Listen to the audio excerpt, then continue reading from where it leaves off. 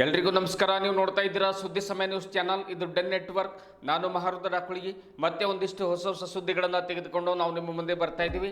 ಈ ದಿನದ ಪ್ರಮುಖ ಹೆಡ್ಲೈನ್ಸ್ಗಳನ್ನು ನೋಡ್ಕೊಂಡು ಬರೋಣ.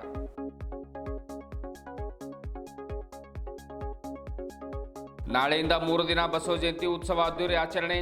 ಡಾಕ್ಟರ್ ರಜನೀಶ್ ವಾಲಿ ಈ ವರ್ಷ ಬಸವೇಶ್ವರ ವೃತ್ತಕ್ಕೆ ವಿಶೇಷ ವಿದ್ಯುತ್ ಅಲಂಕಾರ. ಗಮನ ಸೆಳೆಯದಿರುವ ಕಾರ್ಯಾಲಯ ಸಾಮೂಹಿಕ ಇಷ್ಟಲಿಂಗ ಪೂಜೆ ಪಾಲ್ಗೊಳ್ಳಲು ಡಾಕ್ಟರ್ ರಜನೀಶ್ ವಾಲಿ ಕರೆ.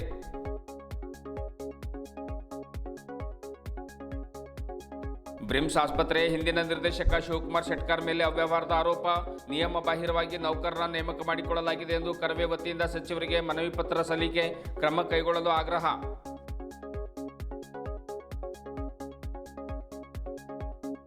ಇಂದಿನ ಒಂದಿಷ್ಟು ವಾರ್ತೆಗಳ ವಿವರಗಳನ್ನು ನೋಡ್ಕೊಂಡು ಬರೋಣ. ಏಪ್ರಿಲ್ 18, 19 ಮತ್ತು 20ರಂದು 3 ದಿವಸಗಳ ಕಾಲ ಬೀದರ್ ನಗರದಲ್ಲಿ ಬಸವೇಶ್ವರರ ಹಬ್ಬ ನಡೆಯಲಿದೆ. ಭಾನುವಾರ ಮತ್ತು ಸೋಮವಾರ ಆಮೇಲೆ ಶನಿವಾರ ಈ 3 ದಿವಸಗಳ ಕಾಲ ಬಸವ ಜಯಂತಿ ಉತ್ಸವ ಒಂದು ಕಾರ್ಯಕ್ರಮ ಅದ್ಧೂರಿ ಹಾಗೂ ಅರ್ಥಪೂರ್ಣವಾಗಿ ಆಚರಿಸಲು ನಿರ್ಧರಿಸಲಾಗಿದೆ ಎಂದು ಬಸವ ಜಯಂತಿ ಉತ್ಸವ ಸಮಿತಿ ಅಧ್ಯಕ್ಷ ಡಾಕ್ಟರ್ ರಜನೀಶ್ ವಾಲಿ ತಿಳಿಸಿದರು. ಗುರುವಾರ ನಗರದ ಜಿಲ್ಲಾ ಪತ್ರಿಕಾ ಭವನದಲ್ಲಿ ಬಸವ ಜಯಂತಿ ಉತ್ಸವ ಸಮಿತಿಯ ವತಿಯಿಂದ ಆಯೋಜನೆ ಮಾಡಿರಲಾಗಿರತಕ್ಕಂತಹ ಪತ್ರಿಕಾಗೋಷ್ಠಿಯನ್ನು ಉದ್ದೇಶಿಸಿ ಮಾತನಾಡಿರುವಂತಹ ಅವರು ಏಪ್ರಿಲ್ 18ರ ಬೆಳಿಗ್ಗೆ 7 ಗಂಟೆಗೆ 7ರಿಂದ 8ರವರೆಗೆ ಡಾಕ್ಟರ್ ಚನ್ನಬಸವ ಪಟ್ಟದೇವರು ರಂಗಮಂದಿರದಲ್ಲಿ ಒಂದು ಸಾಮೂಹಿಕ ಇಷ್ಟಲಿಂಗ ಪೂಜೆ ನಡೆಯಲಿದೆ. ಕಲಾವಿದರಿಂದ ವಚನ ಗಾಯನ ಕೂಡ ನಡೆಯುತ್ತಾ ಇದೆ. ಆಮೇಲೆ ನಂತರ ಬೆಳಿಗ್ಗೆ 9ಕ್ಕೆ ಶ್ರೀ ಸಿದ್ಧಾರೂಢ ಮಠದಿಂದ ಪಾಪನಾಶವರೆಗೆ ಕಾರ್ ರ್ಯಾಲಿಗಳು ಕೂಡ ಜರೆಯಲಿದೆ ಎಂದು ಹೇಳಿದರು. ಅದೇ ದಿನ ಮಧ್ಯಾಹ್ನ 3 ಗಂಟೆಗೆ ವಚನ ಸಮೂಹ ನೃತ್ಯ ಸ್ಪರ್ಧೆ ಆಯೋಜಿಸಲಾಗಿದ್ದು ಪ್ರಥಮ, ದ್ವಿತೀಯ ಮತ್ತು ತೃತೀಯ ಬಹುಮಾನ ಕೂಡ ಕೊಡಲಾಗ್ತಾ ಇದೆ. ಸಂಜೆ 6:30ಕ್ಕೆ ಖ್ಯಾತ ಸಾಹಿತಿ ಡಾಕ್ಟರ್ VS ಹಿರೇಮಠ ಅವರ ಒಂದು ವಿಶೇಷ ಉಪನ್ಯಾಸ ಕೂಡ ಜರುಗಲಿದೆ ಎನ್ನುವಂಥ ಮಾತನ್ನು ಕೂಡ ಹೇಳಿದರು.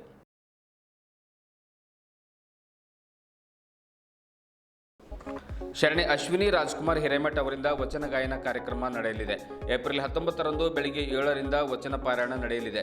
ಮಧ್ಯಾಹ್ನ 3ಕ್ಕೆ ವಚನ ಭಜನಾ ಸ್ಪರ್ಧೆ ನಡೆಯಲಿದ್ದು ಅದಕ್ಕೂ 10,000, 5,000 ಹಾಗೂ 3,000 ಬಹುಮಾನಗಳನ್ನು ನಿಗದಿಪಡಿಸಲಾಗಿದೆ. ಸಂಜೆ 6 ಗಂಟೆಗೆ ಶರಣರ ವೇಷಭೂಷಣ ಕಾರ್ಯಕ್ರಮ ನಡೆಯಲಿದ್ದು 6:30ಕ್ಕೆ ಶರಣ ಶಂಕರ್ ಶಾನ್ಭೋಗ್ ಹಾಗೂ ಸಂಗಡಿಗರಿಂದ ವಚನ ಸಂಗೀತೋತ್ಸವ ನಡೆಯಲಿದೆ. ಏಪ್ರಿಲ್ 20ರಂದು ಬೆಳಿಗ್ಗೆ 11 ಗಂಟೆಗೆ ಬಸವ ಜಯಂತಿ ಉತ್ಸವದ ಪ್ರಮುಖ ಕಾರ್ಯಕ್ರಮ ನಡೆಯಲಿದ್ದು ಪೂಜ್ಯ ಶರಣಬಸವ ದೇವರು ಬೆಳವಿ ಅವರು ವಿಶೇಷ ಉಪನ್ಯಾಸ ನೀಡಲಿದ್ದಾರೆ. ಸಂಜೆ 5 ಗಂಟೆಗೆ ಬಸವೇಶ್ವರ ವೃತ್ತದಿಂದ ವಿಶ್ವಗುರು ಬಸವಣ್ಣನವರ ಭಾವಚಿತ್ರದ ಹಾಗೂ ವಚನ ಸಾಹಿತ್ಯದ ಭವ್ಯ ಮೆರವಣಿಗೆ ನಡೆಯಲಿದೆ ಎಂದು ಹೇಳಿದರು. ಉತ್ಸವ ಸಮಿತಿಯ ಪ್ರಧಾನ ಕಾರ್ಯದರ್ಶಿ ಶಶಿಧರ್ ಹೊಸಳ್ಳಿ ಮಾತನಾಡಿ, ಮಹಾನಗರ ಪಾಲಿಕೆಯಿಂದ ಬಸವೇಶ್ವರ ವೃತ್ತದ ಜೀರ್ಣೋದ್ಧಾರ ಮಾಡಲಾಗ್ತಾ ಇದೆ. ಕಳೆದ 10 ವರ್ಷಗಳ ಹಿಂದೆ ಇದನ್ನು ರಿಪೇರಿ ಮಾಡಲಾಗಿತ್ತು. ಅದಾದ ಬಳಿಕ ಈಗ ಅದನ್ನು ಪುನರುಜ್ಜೀವನಗೊಳಿಸಲಾಗ್ತಾ ಇದೆ ಎಂದು ಹೇಳಿದರು. ಉತ್ಸವ ಸಮಿತಿಯ ಹಿರಿಯ ಸಲಹೆಗಾರರಾದ ಬಾಬು ಅಲಿ ಮಾತನಾಡಿ, ಬಸವ ಭಕ್ತರು ತಮ್ಮ ತಮ್ಮ ಮನೆಗಳ ಮೇಲೆ ಶಟಸ್ಥಲ ಧ್ವಜ, ದೀಪಾಲಂಕಾರ ಮಾಡಬೇಕು, ಬಸವಣ್ಣನವರ ಭಾವಚಿತ್ರಕ್ಕೆ ಪೂಜೆ ಸಲ್ಲಿಸಬೇಕೆಂದು ಕರೆ ನೀಡಿದರು. ಸಮಿತಿಯ ಪ್ರಮುಖರಾದ ಕುಶಲರಾವ್ ಪಾಟೀಲ್ ಖಾಜಾಪುರ್, ಸೋಮಶೇಖರ್ ಪಾಟೀಲ್ ಗಾದಗಿ, ಮಹಿಳಾ ಸಮಿತಿ ಅಧ್ಯಕ್ಷೆ ಡಾಕ್ಟರ್ ದೇವಕಿ ನಾಗುರೆ, ಮೆರವಣಿಗೆ ಸಮಿತಿ ಅಧ್ಯಕ್ಷ ಧನರಾಜ್ ಹಂಗರ್ಗಿ, ಬಸವ ಜಯಂತಿ ಉತ್ಸವ ಸಮಿತಿಯ ನಿಕಟ ಪೂರ್ವ ಅಧ್ಯಕ್ಷ ಜಯದಾರ್ ಖಂಡ್ರೆ, ಆಮೇಲೆ ಸುರೇಶ್ ಚನ್ಶೆಟ್ಟಿ, ರಾಜೇಂದ್ರ ಕುಮಾರ್ ಗಂದ್ಗೆ, ದೀಪಕ್ ವಾಲಿ ಮಾತನಾಡಿದರು. ಉತ್ಸವ ಸಮಿತಿಯ ಖಜಾಂಚಿ ಸಿದ್ದರಾಮಯ್ಯ ಸ್ವಾಮಿ, ಇತರೆ ಪ್ರಮುಖರಾದ ಆದಿಶ್ ವಲಿ, ವಿಕ್ರಮ್ ಮುದಾಳೆ, ಸುರೇಶ್ ಸ್ವಾಮಿ, ದಾನಿ ಬಾಬುರಾವ್, ನೀಲಮ್ಮ ರೋಗನ್, ವಿರೂಪಾಕ್ಷ ಗಾದಗಿ, ಸಂತೋಷ್ ಪಾಟೀಲ್ ಹಾಗೂ ಅನೇಕರು ಪತ್ರಿಕಾಗೋಷ್ಠಿಯಲ್ಲಿ ಉಪಸ್ಥಿತರಿದ್ದರು. ಎಲ್ಲರೂ ಬಂದಿದ್ದಕ್ಕೆ ಹಾರ್ದಿಕ ಶುಭಾಶಯಗಳು. ಇವತ್ತಿನ ಬಸವ ಜಯಂತಿ ಉತ್ಸವದ ಸ್ವಲ್ಪ ಡೀಟೇಲ್ಸ್ ಕೊಡ್ತೀನಿ. ಐತಿಹಾಸಿಕವಾಗಿ ಮಾಡ್ಬೇಕಂತ ಡಿಸೈಡ್ ಮಾಡಿದ್ದೀವಿ ಈ ಸಲ ಬಸವ ಜಯಂತಿ ಉತ್ಸವ. ಫಸ್ಟ್ ಸ್ಟಾರ್ಟ್ ಮಾಡ್ತೀವಿ ಬಸವೇಶ್ವರ ಸರ್ಕಲಿಂದ. ಬಸವೇಶ್ವರ ಸರ್ಕಲ್ ಒಂದು 10-12 ವರ್ಷದಿಂದ ಪೇಂಟು ಸರಿಯಾಗಿರಲಿಲ್ಲ, ಅದಕ್ಕೆ ಗ್ರೈನೇಟ್ಸು ಸರಿ ಇರಲಿಲ್ಲ. ಅಲ್ಲಿಂದ ಫುಲ್ ಪೇಂಟ್ ಎಲ್ಲ ತೆಗೆಸಿ ಅಲ್ಲಿಂದ ಫುಲ್ ಗ್ರೈನೇಟ್ ಎಲ್ಲ ತೆಗೆಸಿದ್ದೀವಿ. ಅದಕ್ಕೆ ಇಮಿಡಿಯೇಟ್ ಆಗಿ ಎಲ್ಲ ಗ್ರೈನೇಟ್ ಎಲ್ಲ ಒಂದು ವಿನೂತನವಾಗಿ ಅದ್ರದ್ದು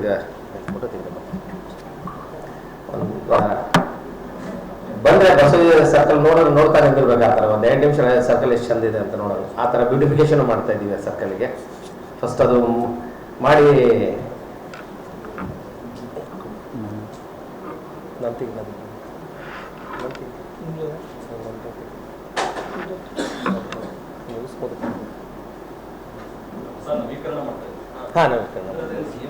ಮಹಾನಗರ ಪಾಲಿಕೆಯಿಂದ ಸರ್ ಪ್ರತಿ ವರ್ಷ ಎಲ್ಲ ಸರ್ಕಲ್ ಮಾಡ್ತಾರಲ್ಲ, ಅದೇ ರೀತಿ 10 ವರ್ಷ ಆಯ್ತು ಬಸವೇಶ್ವರ ಸರ್ಕಲ್ ಮಾಡಿ ಈ ಥರ ಸರ್ಕಲ್ ಮಾಡ್ಬೇಕಂತ ಇದ್ದೀವಿ. ಇಲ್ಲ ಅನುದಾನ ಅಂತ ಏನಿಲ್ಲ, ಆಮೇಲೆ ಎಷ್ಟು ಮಾಡಿಕೆ ಅಂತ ನೈಟಲ್ಲಿ ಈ ತರ ಕಾಣಿಸ್ಬೇಕಂತ ಮಾಡಿದ್ದೀವಿ.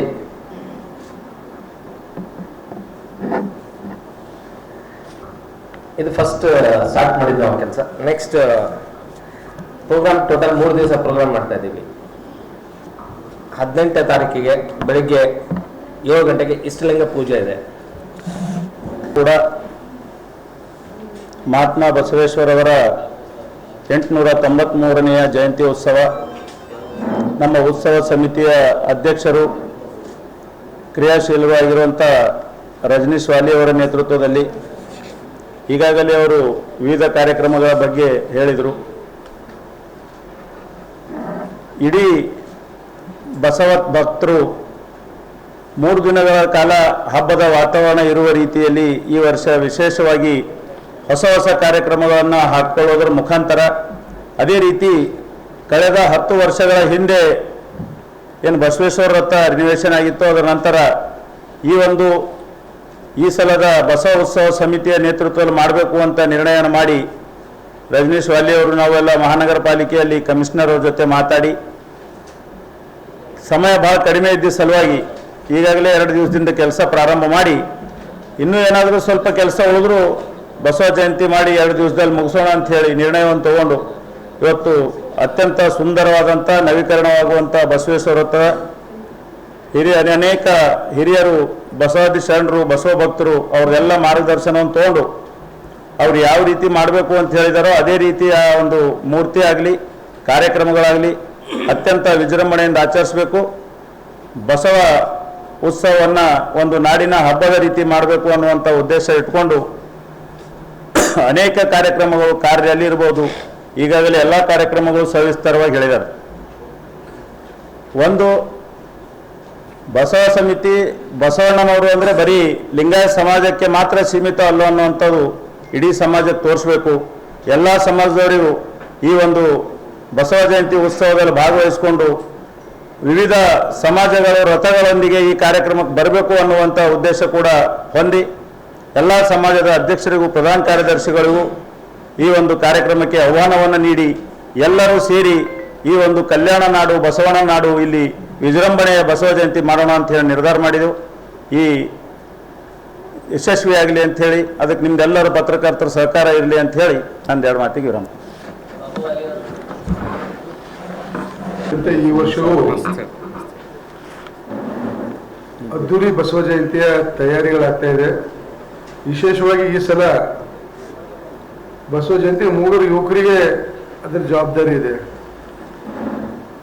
ಅಧ್ಯಕ್ಷರಾಗಿ ರಜನೀಶ್ ವಾಲಿಯವರು, ಪ್ರಧಾನ ಕಾರ್ಯದರ್ಶಿಗಳಾಗಿ ಶಶಿ ಹೊಸಳಿಯವರು, ಖಜಾಂಚಿಗಳಾಗಿ ಸಿದ್ದರಾಮಯ್ಯ ಸ್ವಾಮಿಯವರು, ಇನ್ನುಳಿದ ಮೆರವಣಿಗೆ ಸಮಿತಿ ಅಧ್ಯಕ್ಷರಾಗಿ ಬಸವಣ್ಣನೇ ದೇವರು, ಮತ್ತೆ ಲೋಕದವರಿಗೂ ಬಸವಣ್ಣನೇ ದೇವರು, ನಾಗಲೋಕದವರಿಗೂ ಬಸವಣ್ಣನೇ ದೇವರು, ಮೇರುಗಿ ಮಂದಾರಗಿ ಮೊದಲಾದವರಿಗೂ ಬಸವಣ್ಣನೇ ದೇವರು, ಚನ್ನಮಲ್ಲಿಕಾರ್ಜುನ ದೇವ ಮಗುವಿನ ಶರಣರಿಗೂ ಬಸವಣ್ಣನೇ ದೇವರು.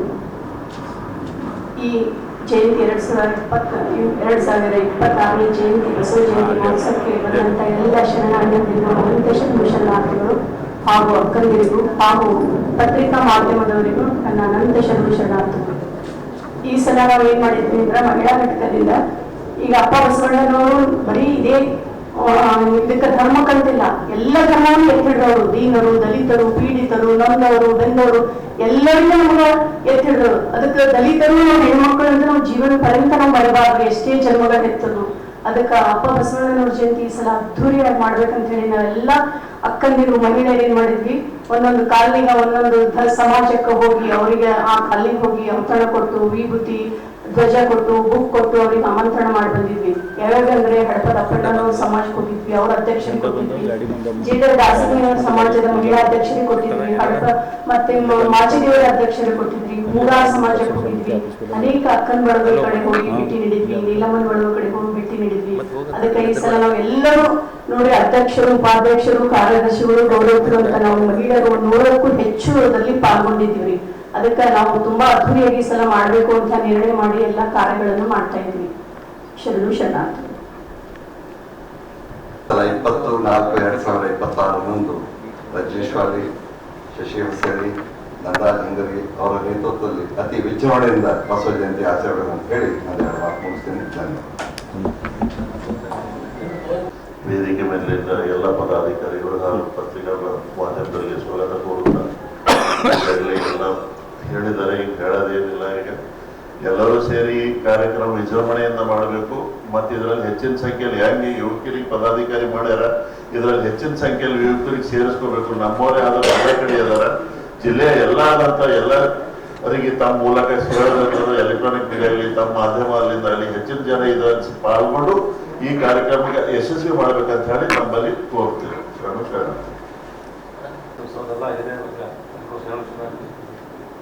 ಗಣೇಶ ಸಮಿತಿಯ ಅಧ್ಯಕ್ಷನಾಗಿ ನಾನು ಈ ಸಲ ಕಾರ್ಯನಿರ್ವಹಿಸಿದ್ದೇನೆ.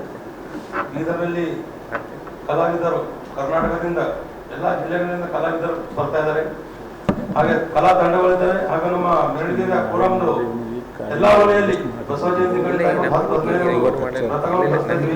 ಎಲ್ಲ ವಲಯಗಳಿಂದ ಎಲ್ಲರೂ ಅಕ್ಕ ತಂಗಿಯರು ಗೆಳೆಯರು ಬರ್ತಾ ಇದ್ದಾರೆ. ಹಾಗೆ ಭವ್ಯ ಮೆರವಣಿಗೆ ಇರುತ್ತೆ.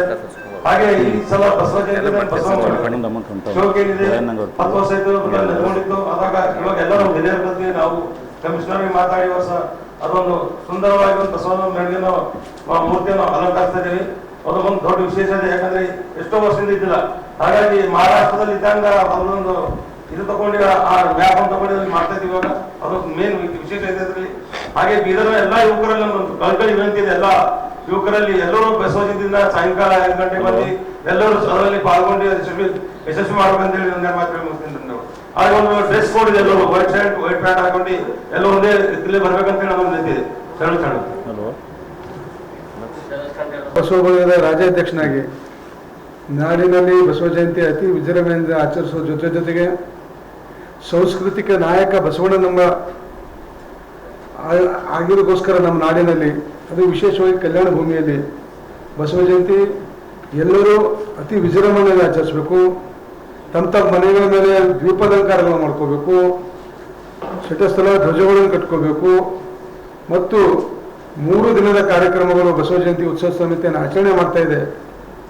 3 ದಿನದ ಕಾರ್ಯಕ್ರಮಗಳಲ್ಲಿ ಸಹಸ್ರ ಸಂಖ್ಯೆಯಲ್ಲಿ ಜನ ಪಾಲ್ಗೊಳ್ಳಬೇಕು ಅಂತೇಳಿ ನಾನು ವಿನಂತಿಸ್ತೀನಿ. ವಿಶೇಷವಾಗಿ 18ನೇ ತಾರೀಕು ಕಾರ್ಯಾಲಯ ಇರ್ಬೋದು, ಸಾಯಂಕಾಲದ ಕಾರ್ಯಕ್ರಮ ಆಗಿರ್ಬೋದು, 19 ಅತಿ ವಿವಿಧ ಕಾರ್ಯಕ್ರಮಗಳನ್ನು ಬಸವ ಜಯಂತಿ ಸ್ವಾಗತ ಸಮಿತಿ ರಚನೆ ಮಾಡಿ ಅವುಗಳಲ್ಲಿ ಭಾಗವಹಿಸಬೇಕು. ವಿಶೇಷವಾಗಿ ಕಳಕಳಿಯ ವಿನಂತಿ ಏನಂದರೆ, ನಾವೆಲ್ಲ ಬಸವಪರ ಸಂಘಟನೆಗಳು ನಮ್ಮ ನಿಟ್ಟಿನಲ್ಲಿ ಶಕ್ತಿ ಹಾಕ್ತಾ ಇದ್ದೀವಿ. ಅದ್ರ ಜೊತೆಯಲ್ಲಿ ಸಾರ್ವಜನಿಕರು ಸಾಯಂಕಾಲದ ಭವ್ಯ ಮೆರವಣಿಗೆಯಲ್ಲಿ ಹೆಚ್ಚಿನ ಸಂಖ್ಯೆಯಲ್ಲಿ ಯುವಕರು ಭಾಗವಹಿಸಬೇಕು ಅಂತ ಹೇಳಿ ವಿನಂತಿಸ್ಕೊತ ನನ್ನ ಮಾತನ್ನು ಮುಗಿಸ್ತೀನಿ. ಶರಣಾರ್ಥಿಗಳು.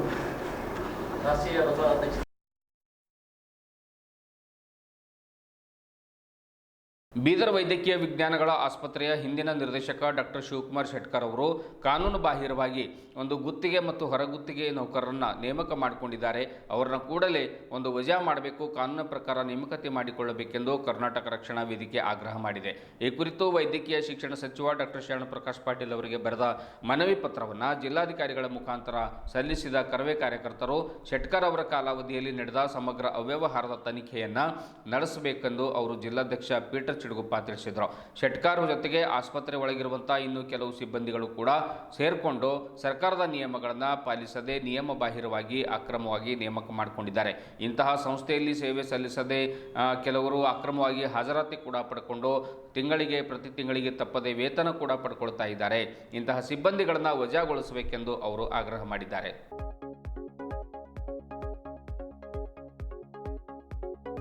ಒಂದು ವೇಳೆ ಈ ಸಿಬ್ಬಂದಿಗಳನ್ನು ವಜಾಗೊಳಿಸದೇ ಇದ್ದರೆ, ನಿರ್ಲಕ್ಷ್ಯತನ ತೋರಿದರೆ ಬ್ರಿಮ್ ಸಂಸ್ಥೆ ಎದುರುಗಡೆ ಅಹೋರಾತ್ರಿ ಧರಣಿ ನಡೆಸಲಾಗುವುದು, ಜೊತೆಗೆ ರಾಜ್ಯದಾದ್ಯಂತ ಹೋರಾಟ ನಡೆಸಲಾಗುವುದು ಎಂದು ಪೀಠರ್ ಎಚ್ಚರಿಕೆ ನೀಡಿದ್ದಾರೆ. ಇದೇ ವೇಳೆ ನಾಗೇಶ್ ರಾಯಣ್ಣೂರ್, ರಮೇಶ್ ಮರ್ಜಾಪುರ್, ಬಸವರಾಜ್ ನಂದಗಾಂವ್, ಗಿರೀಶ್ ಓಂಕಾರೆ, ಸುಮಂತ್ ರಾಜಗೊಂಡ ಚಿಟ್ಟವಾಡಿ, ಆಮೇಲೆ ಧನರಾಜ್ ಚಿಟ್ಟವಾಡಿ, ಅನಿಲ್ ಕಮಠಣ ಸೇರಿದಂತೆ ಇನ್ನು ಅನೇಕರು ಉಪಸ್ಥಿತರಿದ್ದರು. ಈ ಹಿಂದೆ ಶಿವಕುಮಾರ್ ಶೆಟ್ಕರ್ ಅವರ ಅವಧಿಯಲ್ಲಿ ನಡೆದಿರುವಂತಹ ಅವ್ಯವಹಾರ ಹಾಗೂ ಅಕ್ರಮ ನೇಮಕಾತಿಯನ್ನು ಕೂಡಲೇ ವಜಾಗೊಳಿಸಬೇಕು, ಅದನ್ನು ತಡೆ ಹಿಡಿಯಬೇಕು, ಈ ಸೇವೆ ಸಲ್ಲಿಸ್ತಾ ಇರುವಂತಹವರಿಗೆ ವಜಾಗೊಳಿಸಬೇಕು, ಸರ್ಕಾರದ ನಿಯಮವನ್ನು ಪಾಲಿಸಿ ಮತ್ತು ಕಾನೂನು ಒಂದು ಸಹಿತವಾಗಿ ಹೊಸ ನೇಮಕಾತಿಯನ್ನು ಮಾಡಿಕೊಂಡು ಒಂದು ಫಲಾನುಭವಿಗಳಿಗೆ ಉದ್ಯೋಗವನ್ನು ಕೊಡಬೇಕು ಅನ್ನುವಂಥ ಮನವಿಯನ್ನು ಅವರು ಒಂದು ಶರಣಪ್ರಕಾಶ್ ಪಾಟೀಲ್ ಅವರಿಗೆ ನೀಡಿರ್ತಕ್ಕಂಥ ಮನವಿ ಪತ್ರದಲ್ಲಿ ಉಲ್ಲೇಖ ಮಾಡಿದ್ದಾರೆ.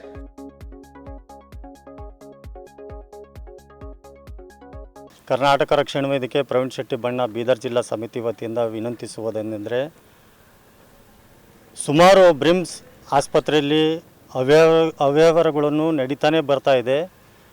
ಆದರೂ ಕೂಡ ಸರ್ಕಾರ ಮತ್ತು ಇಲ್ಲಿನ ಸ್ಥಳೀಯ ಉಸ್ತುವಾರಿ ಸಚಿವರು ಇನ್ನೋರ್ವ ಸಚಿವರು ಸುಮ್ಮನಾಗ್ಬಿಟ್ಟಿದ್ದಾರೆ. ಯಾಕೋ ಗೊತ್ತಾಗ್ತಾ ಇಲ್ಲ ನನಗೆ. ಇವತ್ತು ಹಿಂದಿನ ನಿರ್ದೇಶಕರು ಮಾಡಿರ್ತಕ್ಕಂಥ ಸರ್ಕಾರದ ಕಣ್ತಪ್ಪಿಸಿ ಸುಮಾರು 10ರಿಂದ 12 ಮಂದಿಗೆ ಗುತ್ತಿಗೆ ಮತ್ತು ಹೊರಗುತ್ತಿಗೆ ಎರಡೂ ಸಿಬ್ಬಂದಿಗಳನ್ನು ನೇಮಕ ಮಾಡಿಕೊಂಡಿರ್ತಾರೆ. ಹಾಗಾಗಿ ಈ ನಮ್ಮ ಜಿಲ್ಲಾ ಉಸ್ತುವಾರಿ ಸಚಿವರಿಗೂ ಮತ್ತು ನಮ್ಮ ಮಾನ್ಯ ಜಿಲ್ಲಾ ಅಧಿಕಾರಿಗಳಿಗೂ ಹಾಗೂ ಸಂಬಂಧಪಟ್ಟ ಇಲಾಖೆಯ ಶಿಕ್ಷಣ ಸಚಿವರಾಗಿರ್ತಕ್ಕಂಥ ಡಾಕ್ಟರ್ ಶರಣಪ್ರಕಾಶ್ ಪಾಟೀಲ್ ಸಾಹೇಬರಿಗೂ ಮತ್ತು ರಾಜ್ಯದ ಮುಖ್ಯಮಂತ್ರಿ ಸಾಹೇಬರಿಗೂ ಕೂಡ ಮನವಿ ತಲುಪಿಸಿದ್ದೀವಿ. ಇದು ಕೂಡಲೇ ಎಚ್ಚೆತ್ತುಕೊಳ್ಬೇಕು. ಕಾರಣ ಹೋದ ತಿಂಗಳು ನಾವು ಮಾನ್ಯ ನಿರ್ದೇಶಕರಾಗಿರ್ತಕ್ಕಂಥ ಬ್ರಿಮ್ಸ್ನ ನಿರ್ದೇಶಕರಾಗಿರ್ತಕ್ಕಂಥ ಕೌಸಲ್ಗಿ ಮೇಡಮ್ ಅವ್ರಿಗೆ ನಾವು ಮನವಿ ಮಾಡ್ಕೊಂಡಿದ್ದೀವಿ. ಇದು ಕೂಡಲೇ ತಾವು ಕ್ರಮ ತಗೊಂಡು ಅಲ್ಲಿ ಇರ್ತಕ್ಕಂಥ ಸಿಬ್ಬಂದಿಗಳು ಏನು 10-12 ಜನಕ್ಕೆ ಏನು ನೇಮಕ ಮಾಡ್ಕೊಂಡಿದ್ದಾರೆ, ಇದರಲ್ಲಿ ಶಾಮಿಗಳಾಗಿರ್ತಕ್ಕಂಥ ಸಿಬ್ಬಂದಿಗಳು ಡಾಕ್ಟರ್ ಜೈಸಿಂಗ್ ಡಿ ಅವರು ಮತ್ತು ಲಿಂಗರಾಜ್ ಹಿರೇಮಠ್ ಸುರಕ್ಷಕ ಅಧಿಕಾರಿಗಳು ಮತ್ತು ಇನ್ನೋರ್ವ ಅಧಿಕಾರಿ ನಮ್ಮ ಶ್ರೀನಿವಾಸ್ ಅವರು, ಇವರು 3 ಜನ ಸೇರಿಕೊಂಡು ಮತ್ತು ಹಿಂದಿನ ನಿರ್ದೇಶಕರು ಸೇರಿಕೊಂಡು 4 ಜನ ಸೇರಿಕೊಂಡು ಈ ಒಂದು ಕೃತ್ಯ ಮಾಡಿರ್ತಾರೆ. ಹಾಗಾಗಿ ಇದು ತೀವ್ರವಾಗಿ ನಮ್ಮ ಕರ್ನಾಟಕ ರಕ್ಷಣಾ ವೇದಿಕೆ ವತಿಯಿಂದ ಖಂಡಿಸ್ತೀವಿ. ಇದು ಒಂದು ವೇಳೆ ತಾವು ಏನು ಕ್ರಮ ಕೈಗೊಳ್ಳದಿದ್ದಲ್ಲಿ ಮುಂಬರುವ ದಿನಗಳಲ್ಲಿ ನಾವು ಬೀದರ್ ಬ್ರಿಮ್ಸ್ ಆಸ್ಪತ್ರೆ ಎದುರು ಅಹೋರಾತ್ರಿ ಧರಣಿ ಸತ್ಯಾಗ್ರಹವನ್ನು ಹಮ್ಮಿಕೊಳ್ಳುತ್ತೇವೆ.